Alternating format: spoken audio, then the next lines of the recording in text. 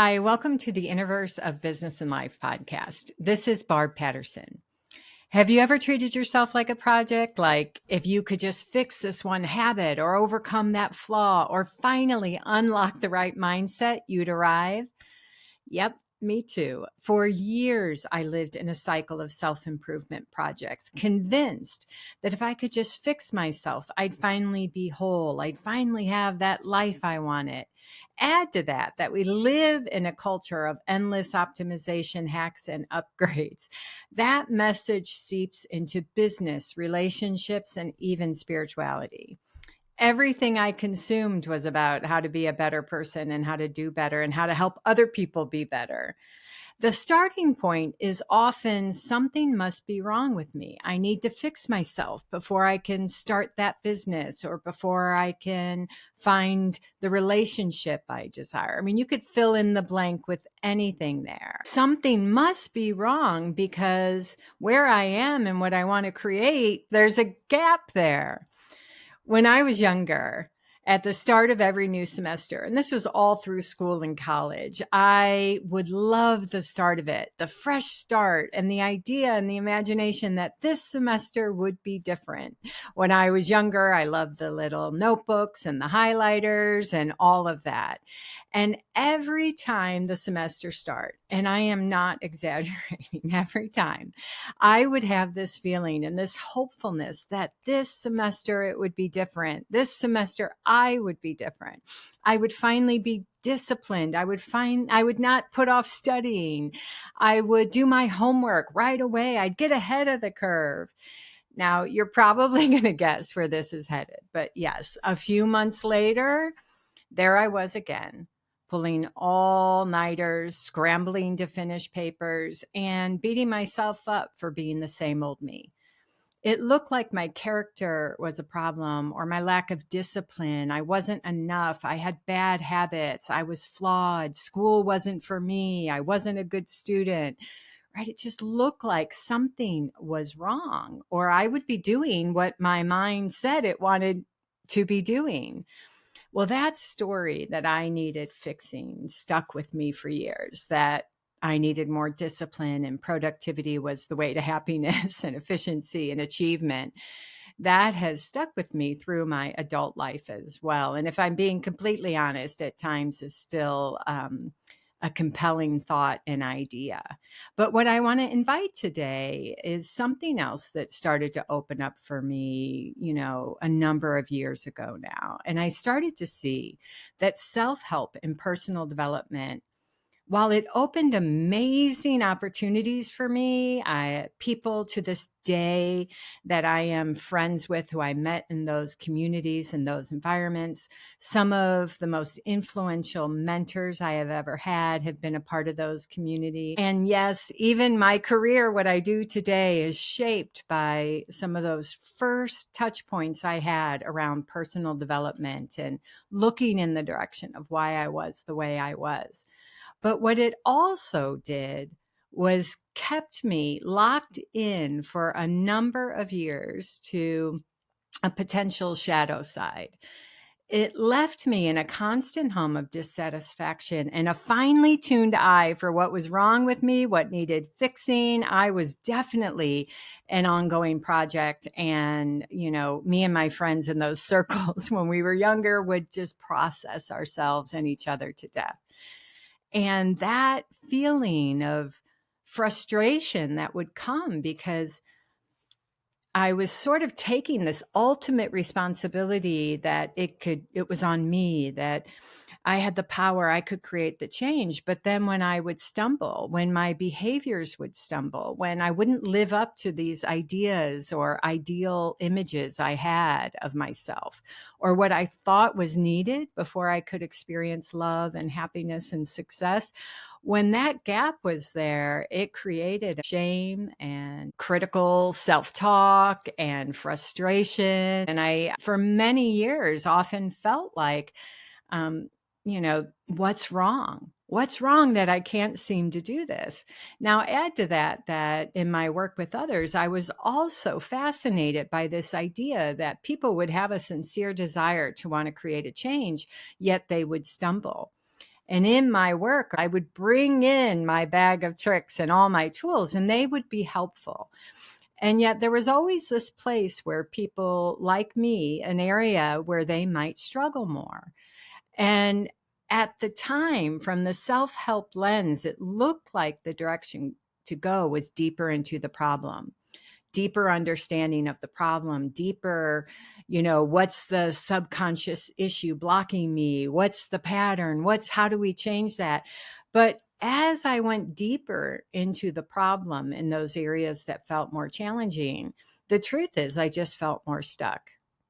And I would see this with my clients around particular issues as well. When we buy into the story that we're broken, we lock ourselves into striving and fixing. And probably about 15 years ago now, I was introduced to an understanding based on the teachings of Sydney Banks. And one of the first principles or ideas that began to really shift me internally was this idea that what if we don't need fixing? What if we're only ever experiencing thought and our psychology via the mind? Like, what if we aren't this fixed personality or this fixed entity? And instead, we have this fluid nature. And there are moments when I'm disciplined, moments when I'm not. There's moments when I'm productive and moments when I'm not. There's moments when I feel insecure, and there's moments when I'm not on my mind at all. And I started to appreciate the varied and fluid nature of ourselves. And I started to take that in. And that began to loosen my thinking, these fixed ideas I had about change and needing to fix myself and issues that I had. And as that started to loosen, at the same time, something else began to emerge. And it's this idea that beyond thought, beyond personality, beyond all of our behaviors, we have, all of us within us, this deeper nature, this essential nature, this formless energy. You might call it your human spirit. Some people might call it the energy of all life, the thing that breathes through us and allows us to animate, to move, to breathe, whatever you call it, whatever that is full of strength and resilience. Our deeper nature, our essential nature is anything but fragile, and it is whole and complete. So that felt really true to me when I would learn from my mentors at the time, and they would point in this direction. There was something about it that spoke truth to me, and I could feel myself opening up to that truth.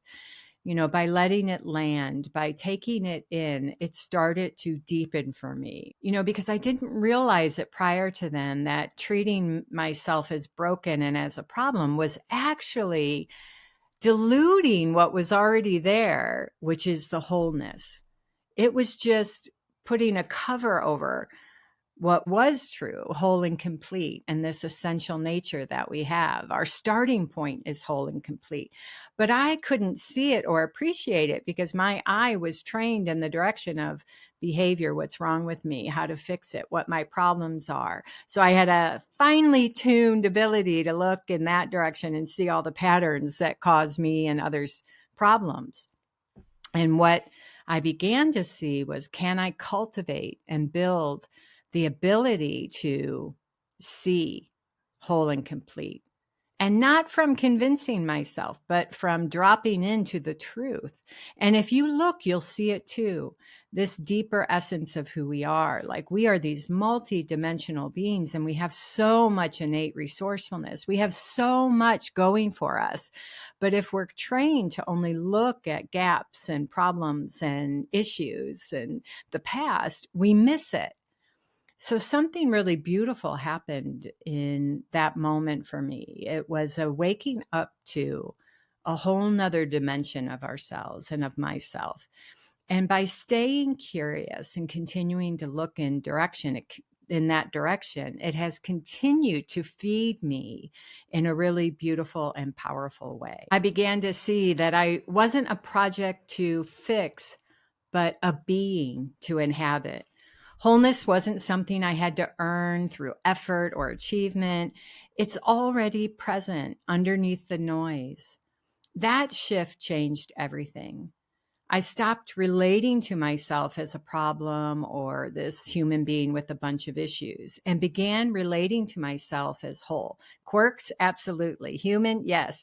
But also with a built in resiliency, built in creativity, built in deeper wisdom, built in well being, that I didn't have to attain those things.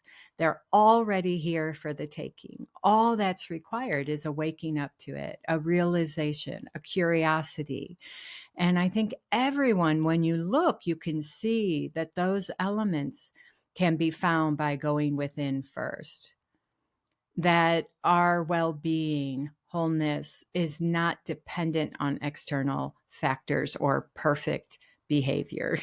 I once heard Jane Fonda say, "It took me a long time to realize we are not meant to be perfect. We're meant to be whole." And I absolutely love that. This fix it mentality doesn't just live in our personal lives, by the way, it sneaks into our businesses too. Constantly pivoting because we think something's wrong with us or with our work, chasing strategies and formulas because we don't trust our own instincts, or treating our businesses like fixer-uppers that never get to be lived in. Our own work with other people, our services, the things we provide as a constant work in progress, and we need to be vigilant and consume, rather than dropping in, listening for, and appreciating the wisdom that's here available to us in every given moment, and letting that inform choices, letting that inform our work with other people. And in that direction is the unknown, which, by the way, is a field of infinite possibilities. You know, I think we all love the idea of innovation and creativity and being fresh and new and creative. Yet where we look for that is externally. But if you can realize, again, it's a part of our nature. And the more we're willing to be in the unknown, in the uncharted territory, then we access new potential. I mean, that is where potential sits.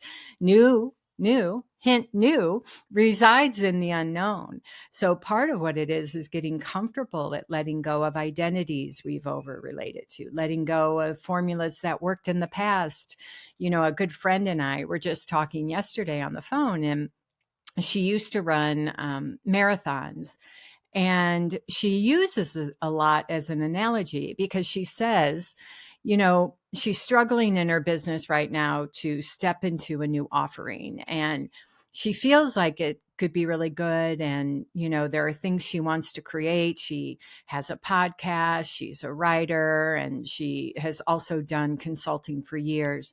She has these ideas of what she wants to create and what she wants to do. And then for a variety of reasons, doesn't step into that action. Like, hello, raise your hand, right? We can all relate. And she was sharing the story. She goes, you know, I just need to treat it like the marathon when I was running. She goes, I didn't care. I used to wake up in the morning and be in a bad mood, but I put my shoes and I'd go anyway. She said, there were days I didn't feel like running, but I would just do it. And over the last year, I've heard her pull that analogy forward a number of times. Like, yeah, just do it. I need to just do it. And in our conversation yesterday, it just struck me that what if that just do it was yesterday's wisdom and not the wisdom of today? The formula that worked for her in marathons was not working for her in giving her the courage and facing the uncomfortableness of stepping into something new. But because it worked in the past, you could see where the mind kept saying, yeah, the formula is just do it. But we had kind of a funny moment when we were talking. I was like, you know, hey, like, have you noticed that the just do it idea isn't really working? You know? And she started laughing and she's like, yeah, I go, I mean, I know what you mean. Like, it feels like, yeah, that should just work. That seemed to work before. And I related it to an example for me where there was a time when I was trying to get healthier. And years ago, I had done keto. as a way. And I loved it. My body loved it. I got rid of inflammation. I felt more clear mentally. I lost weight. Like keto just really worked. And then a number of years later, I wanted to kind of focus on my health again and lose a few lbs, and I kept thinking keto is the way. But what was happening was no matter how much I thought that was the right way, I couldn't do it. I couldn't make it happen. I couldn't get behind it. And then I would start to beat myself up again, right? Like, I'm just not disciplined. I'm not focused. I must not really want it. Like my mind was full of all these diagnoses of what was wrong with me. And, if I could just do keto, everything would be fine. And then when keto wasn't working, it looked like I was the problem. Well, the same is true with my friend. The Just Do It worked before in her marathon. So when she was trying to step in courageously to new expression, new ideas in her business, and she wasn't doing it, she also was trying to diagnose. Now, her diagnoses were things like, I just have too much going on. Maybe it's not my passion. Maybe I've picked the wrong thing. Maybe I don't really want it. Like we all have our examples. But again, coming back to this idea that what worked in the past may not be worked today, that yesterday's wisdom is not today's. And often when we meet life with an openness to the unknown, we tap into the wisdom and the creativity that's available to us in the here and now. So for me around the keto thing, when I saw this, I realized, oh, wait, what if my wisdom is just telling me, yeah, not that again. That worked then, but not now. Well, I did start to get information then about what would be more helpful to me at this point. And while my mind argued a little bit, I knew what we were talking about here, that like, oh no, trust what's present, trust the here and now, not the past formulas or strategies. And sure enough, I started to move into another phase of health around, my fitness and my weight, which I'm really grateful for. So this idea again is in the here and now, you have availability to you of inner resourcefulness, of creativity, of fresh perspective. But it requires that we take our attention off of fixing and diagnosing ourselves and get interested and open to what's present, where are the nudges currently taking us. And again, the realization that our starting point is whole and complete. This is profound. You aren't fixing you. You aren't broken. Even though you have a desire and places in your life and situations that you'd like to be different, it doesn't mean you're broken. And when you start from whole and complete, when we remember this deeper nature that we have, this resourcefulness that's a part of who we are, whole and complete, it funds our creativity and our wisdom in a whole new way. And it puts our attention and our energy in a different direction. We stop repairing and we start creating. We lead with clarity, we experiment with freedom, and we allow what's already alive within us to guide the way. It's like the analogy, the garden doesn't need fixing, it needs tending, it needs aerating. Or think of a house. You can keep it under endless renovation, never satisfied, or you can move in, live in it fully, quirks and all, and suddenly it becomes a home. Well, that's the opportunity for us. Can we live in this home, quirks and all, and feel peace and love and appreciation and feel our wholeness and still lean into the places that we want to learn and grow and evolve? And again, whole doesn't mean perfect. It means embracing our humanness and our deeper nature. And I just want to say it again. You are not broken. You don't need fixing. You are alive. You're a home already filled with possibilities. So I want to leave you with this today. Where in your business or in your life are you relating to yourself as broken? And What might shift if you began from whole and complete? If you got a better eye towards your wholeness, your creativity, your deeper nature than you have for diagnosing yourself and what's wrong with you in your life? I invite you to discover that deeper intelligence, to explore, to get open, to see what's already there. I have no doubt that when you do, you will wake up to whole new potentials and capabilities and to the embodied knowing of your wholeness and your okayness, and that no matter where we are in our business or in our life, we can experience the joy of fulfillment. We can experience that wholeness and keep playing and engaging in the world and evolving. As always, I'm so grateful for your presence and for listening to these episodes. If you know anyone that would benefit, please share it. Thank you. As always, thank you for tuning in. If you enjoyed this podcast, it would mean a lot to us if you could take a moment to first subscribe and follow wherever you like to listen to podcasts. Hitting the follow button means you'll never miss a show. All you have to do is hit the plus sign in the upper right-hand corner or click on follow. While you're there, if you like what you're hearing, we'd appreciate you taking a moment to give us a shout out and review. Most importantly, however, if you know anyone that would benefit from this episode, please pass it along. And finally, if you'd like to learn more about my work, Innerverse Academy, or upcoming events, you can check out my website at barbarapatterson.com. You'll find some great resources, classes, and videos, and a lot more. Thank you again for being here. See you next time.